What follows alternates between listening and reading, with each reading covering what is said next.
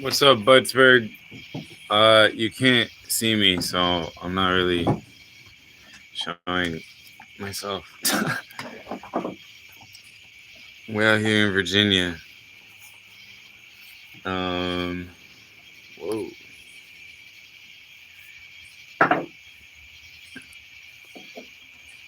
Found this little dog park. It's not little. I can't really see what all is here, but it's got this little shelter thing. But I think I'm gonna sleep somewhere else because these mosquitoes are wild. So might drive to a Walmart or something, crash before my Airbnb is ready in the morning.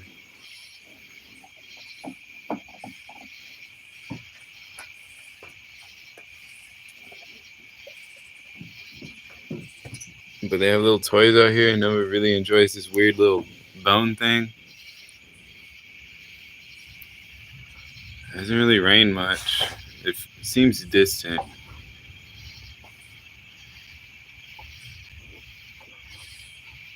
but it's beautiful.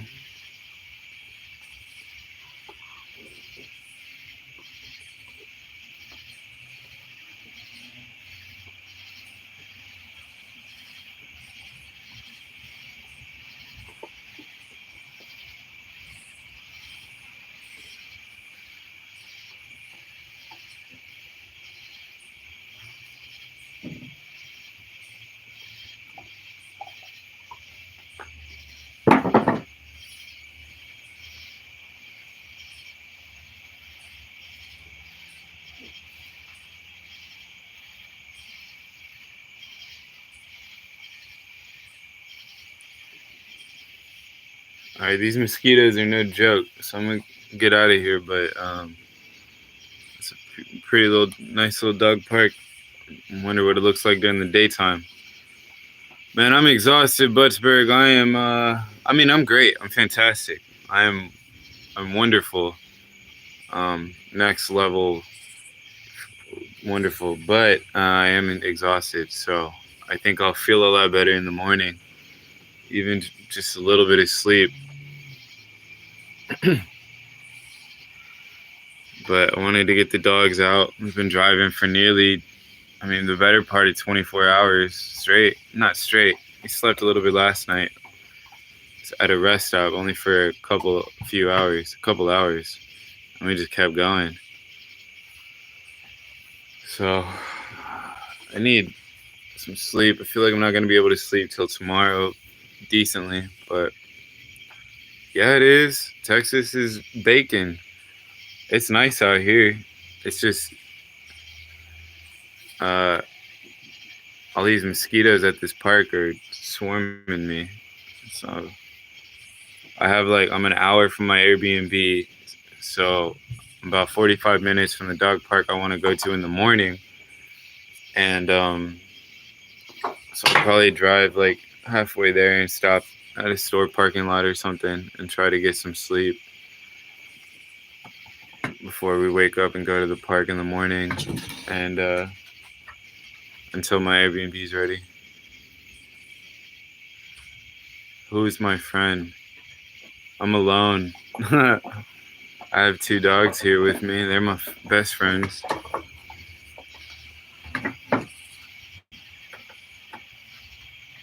If you're talking about in my other lives, he's very far away now, but he's a music producer named Mr. Noe. Mr. Noe, and we did Tarzan together, which is out. You should go listen to it.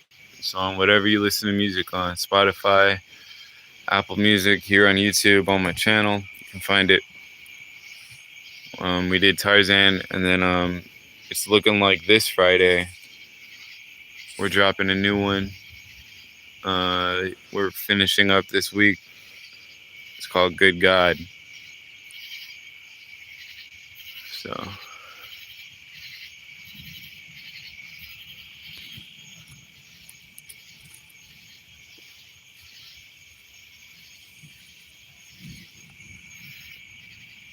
no, I don't have social media. I I have YouTube and I run my own website. Listen to that. If I stop talking, you can hear it. I got off all social media a while back, and I feel better about it. So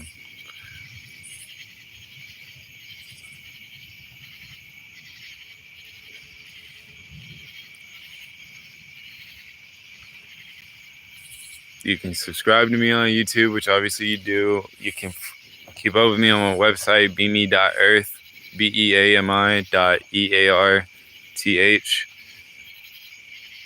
I'm probably releasing, no sir, I'm not getting back on social media. I don't care how many managers or agents or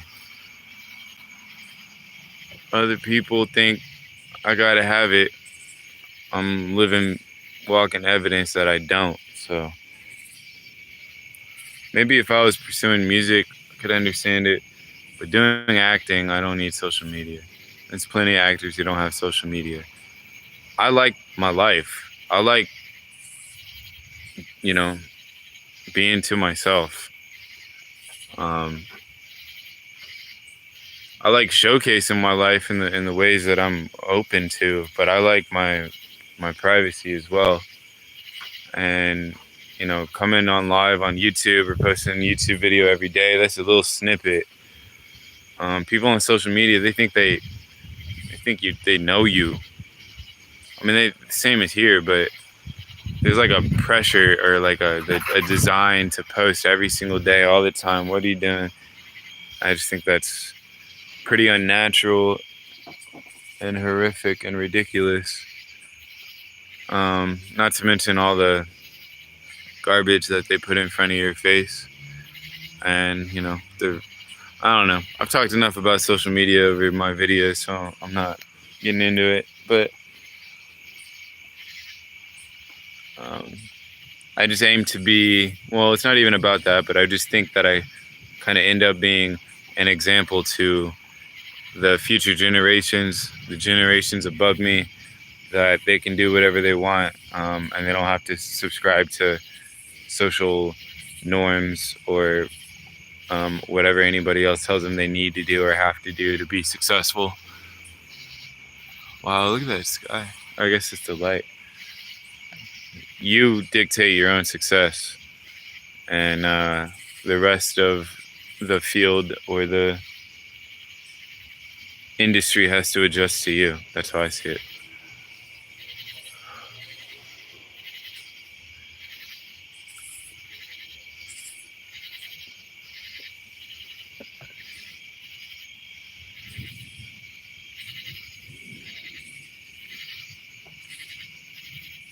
And I say that because I did the whole thing. I had Instagram, TikTok. Wonder if you can see me if I turn this way.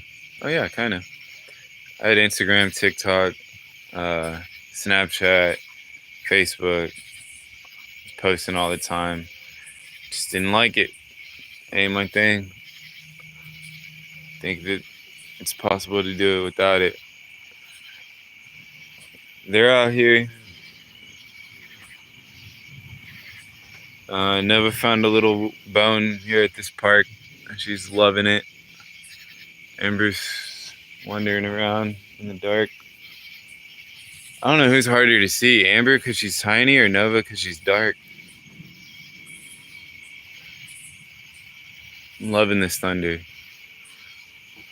But I'm not loving these mosquitoes, so I'm gonna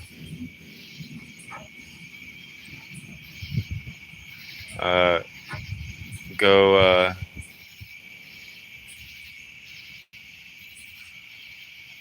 Butchberg, I assume your question is a general question. Do I want to get married to somebody someday?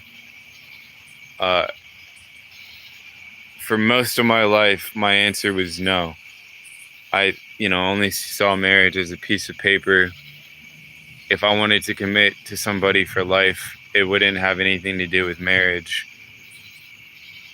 But my last relationship kind of changed my perspective on that for some reason. And it made me think about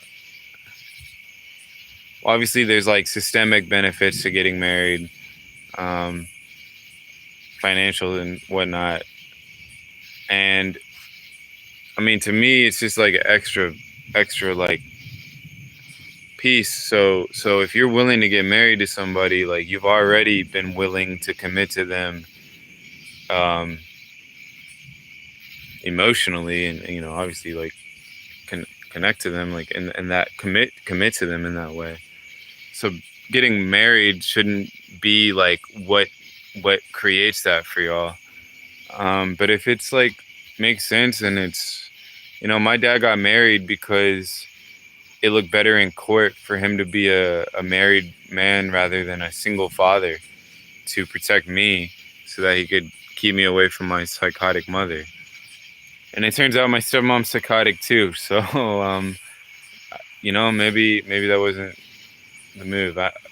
Or maybe it was. I mean, everything happens for a reason, I guess. But I am trying to say that I'm more open to being married someday with the right person, if that's what we both want to do.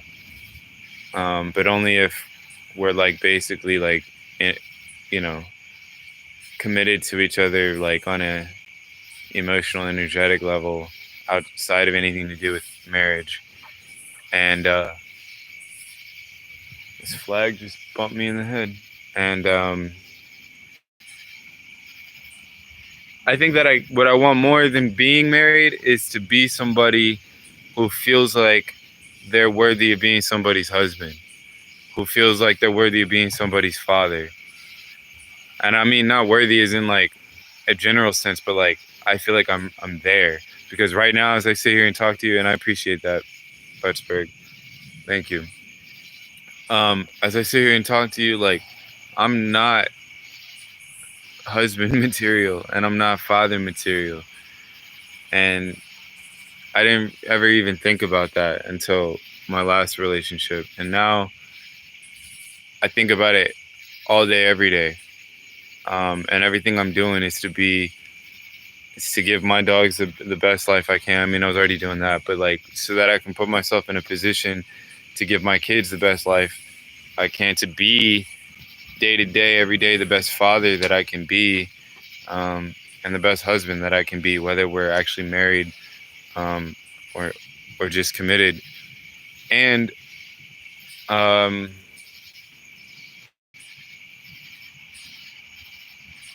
what is just as equally important in my role in it is that my kids have the best mother that they could possibly have, because I know what it's like to not have a good mother, and I know what it's like to only have one decent parent, and I know what I've seen it in others who have neither good parent or and I want to know that I'm making the right decision with the right person, and our kids have the best home life. That's really important to me, and it's a little overwhelming, and I'm gonna refrain from talking about it more because I'm gonna cry. Thank you, Sam. I mean, yeah, that's what I'm trying to say. Like, I know that I'm worthy of that. I just have to. It's not the worthy I meant. What am I trying to say? I'm trying to embody that worthiness, and I don't feel like I do yet. I mean, I do. I'm worthy. I don't feel like I'm ready. Maybe that's what I'm trying to say. I'm not ready yet. But I'm a lot more ready than I was any other stage of my life. And I'm at least conscious of that, and I'm at least working towards that, and that matters a lot to me. And so I know that I'll be ready, probably fairly soon, the way things are going and the progress that I'm making. But me being ready, also, I could be ready for 10 years, but the person I'm with, who ends up being the mother of my kids, like, she also has to be ready. And so whatever that dynamic is when it happens, when it's right. And I'm not gonna go have some kids with somebody because I'm ready. I'm gonna go have some kids with somebody because I'm ready and they're ready and we've established something and we're,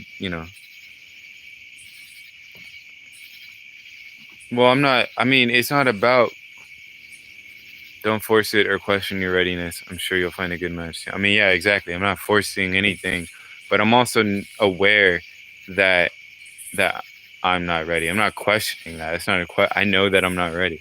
I have a lot of work to do as an individual before I'm in a partnership with somebody, um, and the good match. I don't know. Soon. That's that word. Soon. Who knows what that means? But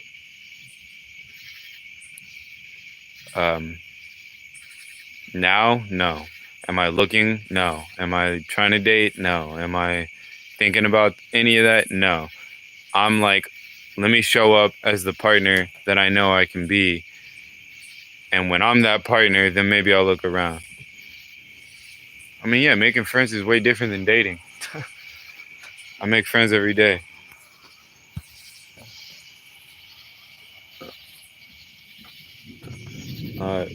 Being social is very important, and connecting with others is very important. And I very much value that. Where should we sleep tonight, Nova? Walmart parking lot? Cracker Barrel? Not this park. I don't think we should sleep at this park. Or this parking lot. Oh, you brought me a Frisbee? Give me it. Ready? And she's so ready to play, and it's like, what is it, 9 o'clock at night? Yeah, just about to be 9. Poor girl's been in the car like 2 days straight. I'm throwing it.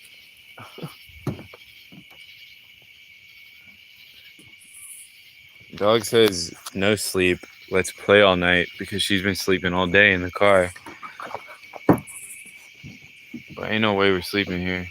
I need sleep, but I'm afraid if I go to sleep now or soon, I'll wake up at like 2 or 3 in the morning like I did this morning. Which is all right. I need sleep. But I need to like be in a place where I can sleep, and I'm not there yet. I will be tomorrow. So I'll start sleeping tomorrow, I guess. But I just need to make sure I'm healthy enough to drive a vehicle. All right. Nova's feeling the energy of this storm too. I'm feeling these mosquito bites. Where's Amberoni? Thank you, Nova. Thank you for this. This is a pretty cool Frisbee. We should get one. Yeah, some sleep is better than nothing.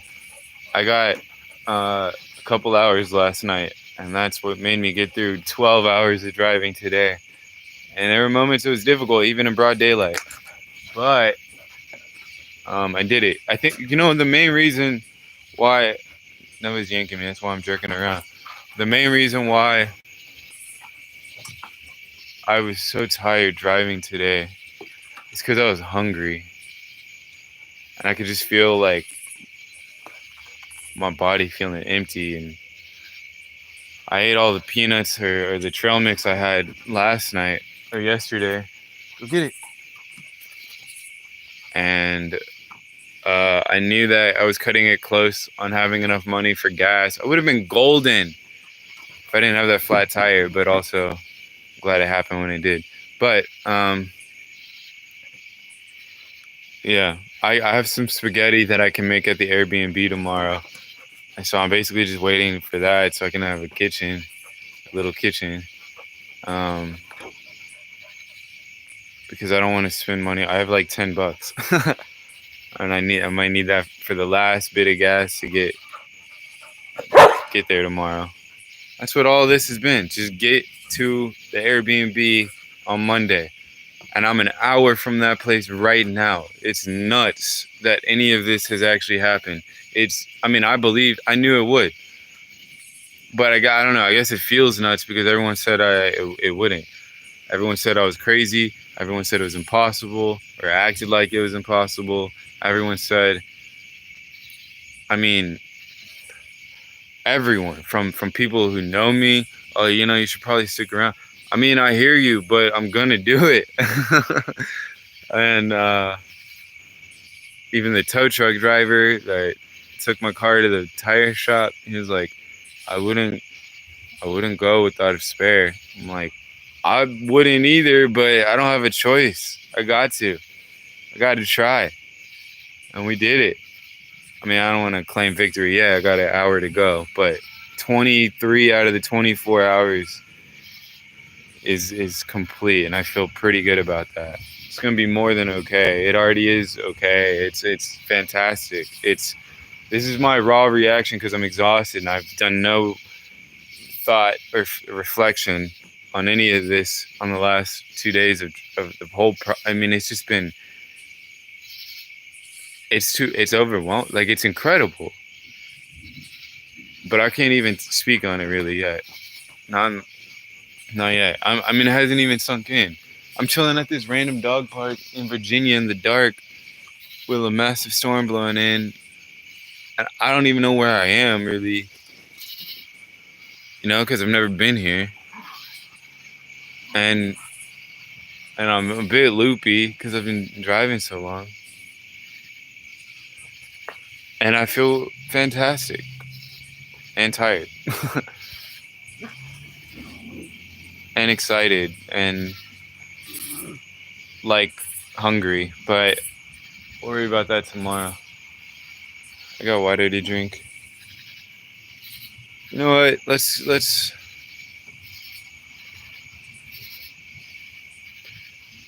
positivity in every situation. Well, all of my nightmares have come true. So anything that has positivity in it, I'm gonna see it. Because it's been much darker than it is right now, that's for sure. And there's been much harder moments to find positivity in. And I struggled a lot more before. So I'm incredibly fortunate. Like, that's what I think people don't understand about me is I say something that I experienced and they're like, oh my God, dude, you need therapy. And I'm like, well, I did for nearly 20 years. And it taught me a lot. And now I'm able to speak on things openly and honestly and completely and truthfully and comfortably. And I'm all right, So just because I speak on something that happened and I'm just relaying the truth doesn't mean that I'm still suffering in it, or that, I mean, there's been times where I got in a pattern of repeating stuff, and yeah, that I needed to work on. But just articulating the reality of my life, and everyone constantly, always being like, you need therapy, you need therapy, you need therapy. I'm like, you need therapy. If you can't hear me just speak about what happened, and I'm comfortable articulating it, and I'm confident and happy and like grateful, then maybe I'm not the one that needs therapy. Maybe the one who can't even hear me articulate these topics because they can't even fathom going through it. Like you said, Sam, most people couldn't handle half of what I've been through. I mean, I'm not going to make that declaration, but I don't think that's an unfair assessment.